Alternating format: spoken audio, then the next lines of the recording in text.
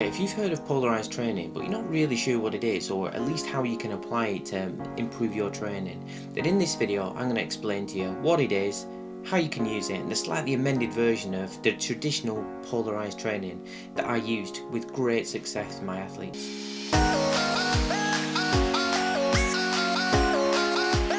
Hey, it's Coach Mark here from Mistertriathlon, where we help people to progress much faster in triathlon. So let's get into polarised training. So polarised training is a form of interval training, and interval training is doing bouts of slightly harder work with recovery periods to improve your training.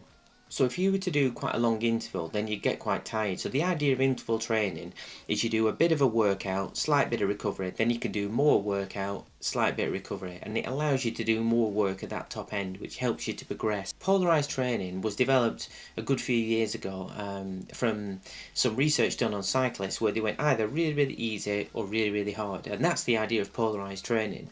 You do a lot of your training really easy, and then you do the intervals really hard. So interval training works from two main principles.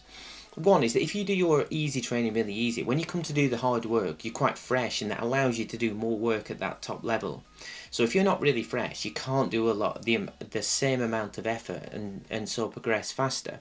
So you do lots of training at an easy level, then you're really fresh for the hard stuff. And the second aspect of it is that when you do easy training, you build the volume of mitochondria that you've got in your body. So mitochondria are the little guys that help the energy producing process. So the more of these you've got, the more efficiently you can deliver energy to your muscles to keep going. And like I said, if you train easy, really easy, you build up the volume. If you try and train slightly above that, you still build mitochondria, but you also build up fatigue as well, which means that you can't be as consistent with your training. When you do the hard sessions, you take the volume of mitochondria that you've got, you make them all much more efficient. So the ideal way to train, and the idea of polarised training, is that you build a huge volume of mitochondria from the easy training, and then you do the hard sessions, which makes that big volume that you've now got much more efficient. And that's why you spend a lot of time developing your endurance, and then you almost put the cherry on top by making all of them much more efficient. So the combination of the two is what makes you faster. Now, I mainly coach age group athletes, and a lot of these people have full-time jobs where they may sit down at their desks day in, day out. They spend a lot of time in a seated position. Maybe you can develop tight hip flexors and tight muscles from being sat in that not so great position. If you then need to do your workout and you go outside, yes, you may have warmed up, but then you go really hard from that really poor position all day. Then you go do a really hard workout. I think that can increase the risk of getting injured. So what I tend to do, huge believer in interval training, and it does work, but still do your easy training really easy, but just build on that intensity of those workouts. So don't start out by going really easy, really hard, go really easy, and then a little bit harder.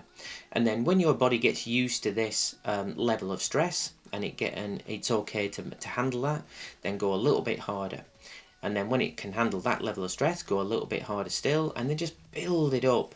And eventually you may get to the position where you can do really easy and really hard, but at the point where your body's allowing you to do that. So my approach is always a progressive one. Yes, that's where we want to get to, but I think if you were starting out or you're an age group athlete, I think you'd need to build into that.